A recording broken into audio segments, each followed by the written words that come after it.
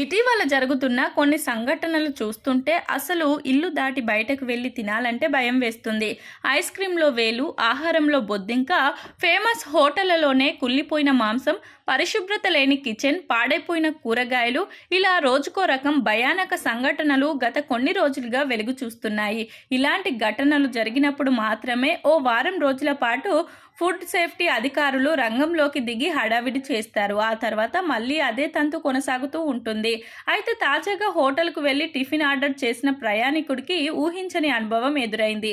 ఆయనకు ఇచ్చిన సాంబార్లో చనిపోయిన ఎలుక కనిపించడంతో భయంతో ఒక్కసారిగా షాక్ అయ్యారు. గుజరాత్లోని అహ్మదాబాద్ నగరంలో ఈ సంఘటన చోటు చేసుకుంది. నగరంలోనే నికోల్ ప్రాంతంలో పేరు మోసిన ప్రముఖ హోటల్ దేవి దోష ఫుడ్ జాయింట్ కు ఓ వ్యక్తి టిఫిన్ చేయడానికి వెళ్లాడు.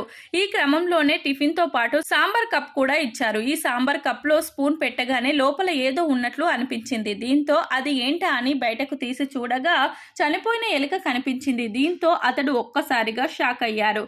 సాంబార్లో ఎలుక ప్రత్యక్షమైన సంఘటనను మొత్తం వీడియో తీసి సోషల్ మీడియాలో పోస్ట్ చేశారు. దీంతో ఆ వీడియో కాస్త ప్రస్తుతం వైరల్ గా మారింది. ఆ వీడియో చూసిన నెటిజన్లు తీవ్ర విమర్శలు చేస్తున్నారు. ప్రముఖ హోటల్లోనే ఇలాంటి పరిస్థితి ఉంటే చిన్న చిన్న హోటళ్ల పరిస్థితి ఏంటా అని ప్రశ్నిస్తున్నారు. ఇక ఇటీవల ఇలాంటి ఘటనలు రోజుకు ఒకటి బయటకు వస్తుండడం తీవ్ర విమర్శకు తావిస్తుంది.